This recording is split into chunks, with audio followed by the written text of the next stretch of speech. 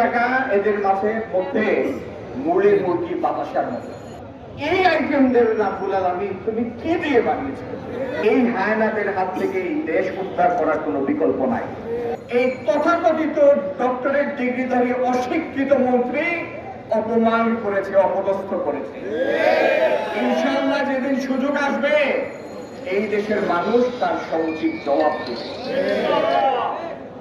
আপনারা পত্রিকার পাতা খুললেই দেখেন ব্যাংক থেকে 8,000 কোটি টাকা নাই, 30,000 কোটি টাকা নাই, 1,20,000 কোটি টাকা নাই। 1,000 কোটি টাকা এদের মাসের মধ্যে মুড়ি মুরগি বাতাসার মতো। এদের রুচি আছে, এটা বলতে হবে। এই 20, 50, 100 কোটি টাকা এদের এখন না টেস্ট পায় না, স্বাদ আসে না। যে কেলেঙ্কারি করে হাজার হাজার কোটি টাকার কেলেঙ্কারি। ইউনিপেকে মাঠে নামালো, নিয়ে গেল 1200 কোটি টাকা। ডেস্টিনিকে মাঠে নামালো, এরা 5-6 হাজার কোটি টাকা নিয়ে গেল। বিসমিল্লাহ গ্রুপকে মাঠে নামালো, এরা নিয়ে গেল 3-4 হাজার কোটি টাকা। হলমার্ককে মাঠে নামালো, নিয়ে গেল 4,000 কোটি টাকা। পারমাণবিক বিদ্যুৎ প্রকল্প করছে এরা 1,13,000 কোটি টাকা দিয়ে। আর অনলাইন ঘাটলে, ইন্টারনেট ঘাটলে দেখা যায় এই জাতীয় প্রকল্প পৃথিবীর অন্যান্য দেশে হচ্ছে তার 3 ভাগের 1 ভাগ মূল্যে, 3 ভাগের 1 ভাগ।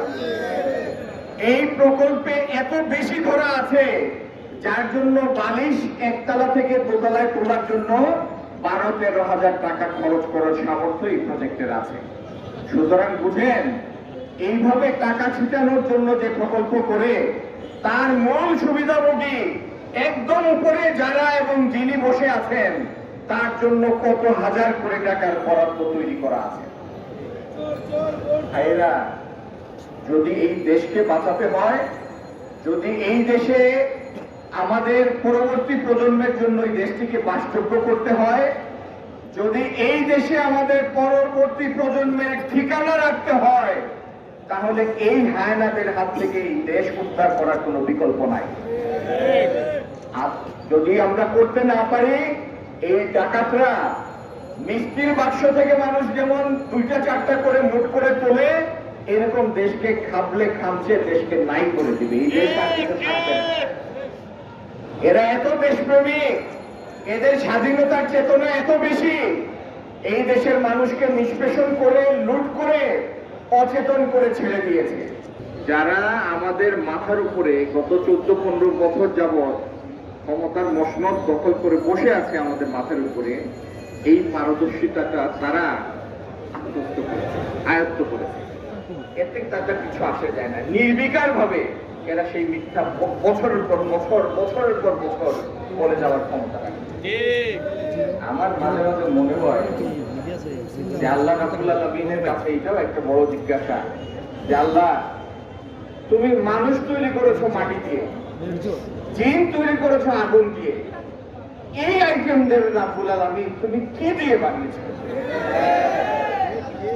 দেখতে মানুষের মতো, তাকালে আমাদের মতো মনে হয়, গায়ের রং আমাদের মতো, চোখ নাক কান আমাদের মতো একই জায়গায় বসানো, কিন্তু এরকম হিংস্র, এরকম মিথ্যুক এবং নিজ দেশ, নিজ দেশের সাধারণ মানুষের প্রতি এত মায়া মমত্বহীন হিংস্র নিষ্ঠুর এক শ্রেণী পৃথিবীর ইতিহাসে কি বিরল। এই দেশের হিন্দু, মুসলমান, বৌদ্ধ, খ্রিস্টান মিলে পাকিস্তানিদের তাড়িয়ে এই দেশ স্বাধীন করেছে, প্রাণ দিয়েছে, নারীরা সম্ভ্রম বিলিয়ে দিয়েছে।